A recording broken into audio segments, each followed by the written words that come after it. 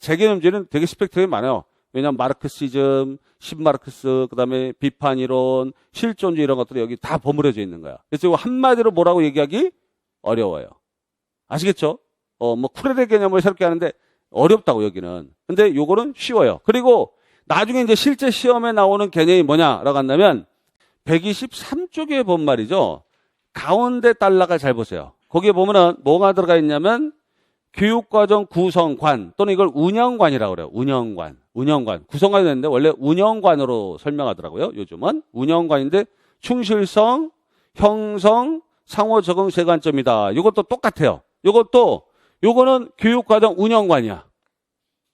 과정 운영관으로 하시면 돼요. 구성관도 되지만 운영관으로 보통 보세요. 요게 보면 딱 보시면 요거 뭐다? 요게 바로 어떤 거? 거기서 충실성. 충실성이라는 건 누구에 충실하게 가르치자? 바로 교육과정 개발자나 교과 전문가. 자, 교육과정 개발자는 교육과정에 대한 구조도를 잘, 그쵸? 생각하는 사람이야. 아시겠죠? 그리고 교과 전문가는 해당 교과의 전문가들이에요. 가령 국어 교육과정을 만들 때는 그 교육과정 연구자들이 있어요. 그리고 국어라는 전공교과 누가 들어가? 교수들이 또 들어간다고. 아시겠죠? 그러니까 교육과정 전공한 사람이 있고 국어 전공한 사람이 있고. 아시겠죠? 그 다음에 현장 교사들이 들어간다면 이제 그게 뭐가 되냐면 여기서 상호 적응성 관점이죠. 아시겠죠? 요게 두 번째가 운영할 때 요거는 개발자의 의도. 즉 뭐냐면 개발자의 의도에 따르는 거. 따른다라는 개념이 있는 거야. 따른다. 요거는 뭐야? 요거는 자, 두 번째 상호 적응성. 요게 그 다음에요. 상호 적응. 일종의 교섭 비슷하지. 저 관점. 요거는 뭐죠? 바로 개발자와 교사의 어떤 거야? 협의라고 보시면 돼요. 요거는 개발자, 그 다음에 플러스 교사 상호의 간의 협의. 이렇게 보시면 돼요. 상호 협의야. 그래서 교사가 교육과정 가르칠 때 내가 생각할 때 학교 맥락이 좀 다르다는 거지. 그러면 그 학교 맥락에 따라서 뭐야? 교육과정 개발자가 만든 거를 그거랑 잘 조화시키는 거야. 아시겠죠? 근데 세 번째는 전혀 다른 개념이죠. 이건 뭐지? 이건 뭐예요? 바로 형성 또는 생성 관점이라. 형성, 생성이라는 건 만들어진다는 거지. 완벽하게. 동사적 개념으로 들어간 거예요, 여기는. 그래서 생성 또는 형성 또는 어떤 사람이 연성, 현성, 이렇게도 얘기하는 것들이 비슷한 개념들이에요. 요건 뭐야? 요거는 누구야? 개발자가 사라지죠? 누구지? 학생이야, 학생. 아시겠죠? 즉, 학생이야, 학생. 학생과 교사의 상호작용. 그렇죠? 교사 간의 상호 작용에 의해서 교육과정이 구성되고 그에 따라 운영되는 거예요. 아시겠죠? 이거라고. 그러니까 누구랑 같아요? 요거란 말이에요, 요거. 루소가 교육과정을 봐? 아니지. 학생만 바라보거든. 루소의 관점은 학생만 바라봐. 물론 뒤도 그쪽으로 가려고 했지만 뒤는 완전히 제도적 교육과정을 벗어나지는 못한단 말이에요. 아시겠죠? 이렇게 돼 있단 말이죠. 이게 돼 있어요. 이게 굉장히 아주 구조화돼 있어요. 그러니까 여러분들이 교육과정 개념에서 보면은 이거는 생각지도 않고 말이죠. 요거만 계속 보는 거야. 이거만 보는 거야. 왜냐면 교육과정 전문가가 아니니까 사람들이. 저도 교육과정 전공자가 아니에요. 근데 저는 뭘 보다 그렇게 됐냐면 철학하고 뭘 봤어? 저는 심리학을 전공했거든. 그러니까 이 중간 학문이야, 이 두 놈은. 근데 철학하고 교육 심리학을 보다 보면 교육과정은 방법이 그대로 다 나와야 되거든. 아시겠죠? 교육과정은 방법, 즉 교수학습론이 그 안에 구조에 있어요. 특히 심리학은 방법론과 직결되어 있단 말이에요. 그렇죠? 그리고 철학은 뭐랑 직결되어 있다고? 과정과 직결되어 있다고, 이 두 개가. 그러니까 이 네 개 영역이 다 접점이 있단 말이에요. 그 학문이. 근데 다른 학문은 접점이 없다고. 교육과정 전문가가 있어도 그 사람은 철학하고 심리학하고 또 접점이 있거든요. 양자 사이에. 아시겠죠? 그래서 우리가 교육학 공부할 때 8개 영역을 잘 보잖아요. 이걸 잘 이해도를 가지고 있으면 학교 현장은 만능이 됩니다. 그 선생님이. 아시겠죠? 만능이 된다고. 만능이 돼요. 이게. 옛날 선생님들은 교육학을 12개 파트를 객관식으로 공부했거든요. 근데 머릿속에 남은 게 있어 없어? 하나도 없어요. 학교 현장 가면 백지가 됩니다. 다시 머릿속에. 그 응용을 못하니까. 그때는 사고력으로 전환이 안 됐으니까, 교육학 공부가. 아시겠죠? 근데 지금은 8개 파트 이건 딱 집중해서 배운 논술 이 친구들이 제일 적응이 잘해요. 아시겠죠? 대학 입시에서 그렇거든요. 옛날에 어떤 대학이 막 노인술 100% 전형했다고. 근데 논술을 하면은 대학별 고사가 되니까 별도 돈 들어가니까 정부는 싫어했지. 예? 특히 이명박 대통령 때 이럴 때는 뭐, 이 통합 무슨 논술 뭐 한다 그러면 막 싫어한 거야. 그래서 입학사정관제 막 이렇게 한 거거든. 그러다 지금 뭐 학교 종합적인 뭐 내신이나 입학사정관 이게 또 이제 비리가 벌어지는 거예요. 그러니까, 근데 대학에서는 알아. 뭐냐면, 대학별로 논술고사를 보고 온 친구들이 오히려 학교 성적이 1등급이었던 애들보다 더 학교 생활을 잘하고, 더 과제물도 잘하고, 시험도 잘 봐. 아시겠어요? 왜 그럴까? 중간고사, 기말고사 다 써야 되거든. 일단 그거 쓰기가 방법이 비슷해. 아시겠죠? 그 방법이. 그러니까 내가 중간고사, 기말고사, 모의고사 해가지고 고등학교 때까지 객관식으로 날고 기던 애들이 대학 가면 똑같이 공부 잘하는 게 아니에요. 근데 논술한 애들은 달라. 얘 성적 등급이 안 좋았는데 잘하는 거야. 근데 교육학 논술도 그래요. 객관식으로 했던 시대의 선생님들은 막 헤매거든. 근데 논술하고 온 친구들은 다르다고. 아시겠죠? 그거랑 조금 차이가 있어요. 뭐 그게 확연하게 차이 못 느끼는 사람도 있지만 저는 많이 느끼거든. 현장 그 선생님들이랑 또는 그 교장 선생님들 얘기하다 보면 좀 다르다. 요즘 친구들은 좀 다르다. 요게 시험에 나올 만한 주제가 되고 나머지는 별로예요. 단지 이 학자는 남겨야 돼. 나중에 이 그대로 따라오니까. 이 학자들은 그대로 따라와요. 왜냐하면 이 학자는 그대로 따라오는 게 보세요. 지금 보면 알겠지만은 자 봐봐. 학생 중심 뒤는 아마 이 중간 어디겠죠. 지금 여기를 입장으로 보면 어딘지 뭐해. 뒤는 정체가 뭐하단 말이에요. 근데 명확한 거 있어. 일단 타일러는 명확해. 여기는 명확해요. 아시겠죠? 명확하다고. 여기 명확해요. 그리고 여기는 뭐가 있냐면 수의 과정 얘기했던 워커라는 사람은 여기에 들어올 수 있어요. 근데 여기 아래쪽으로 좀 들어온 사람은 누가다? 아이즈너 같은 사람이 여기 들어와. 아이즈너가. 근데 그 밑에 더 들어온 사람이 있었으니 그게 누구야? 여기 누굴까? 교육과정 설계 이론 보면 누구 있어? 학교 중심 설계. 누구야? 스킬백 같은 사람. 그렇죠? 스킬백 같은 사람이 여기 들어요. 그렇죠? 스킬백 같은 사람이 여기에 들어오는 거예요. 교육과정 운영관. 교육과정 운영관이라고 딱 묘사해 놓고 요거를 노트에다가 한 페이지에다 딱 적으면 딱 좋지 뭐. 그래서 충실도다. 뭐 충실도의 핵심적인 하위 키워드가 뭐냐라고 한다면 교육과정 개발자의 의도를 준수하는 거. 이렇게 보시면 돼요. 그래서 거기 그러니까 교사가 처한 상황에 따라서 변형하는 거. 이게 근데 이렇게만 돼 있지만 사실상은 교사가 처한 상황에 따라서 상황에 따라 어떻게 한다?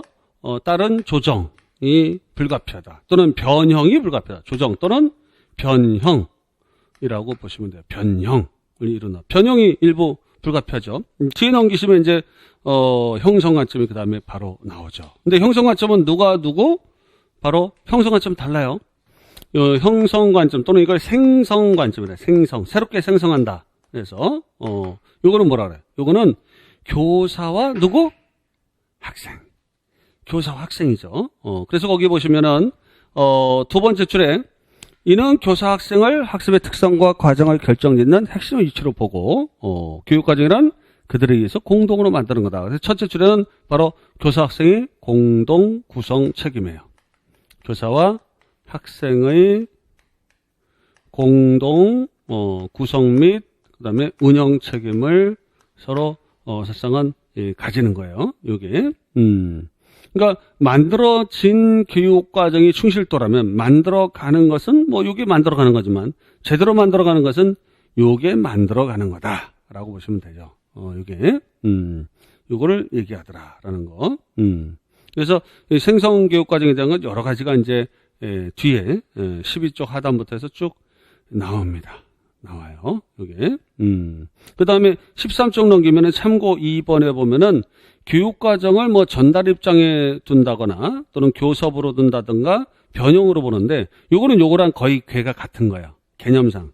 비슷한 거예요. 의미가. 왜냐면 거기 보면 전달 입장이란 것은 이 교과를 숙달하게 하기 위해서 교과가 가지고 있는 이 문화적 가치, 관습, 그 원래 개발자가 남긴 의도겠지. 그대로 움직이는 것을 전달 입장이라고 그래요.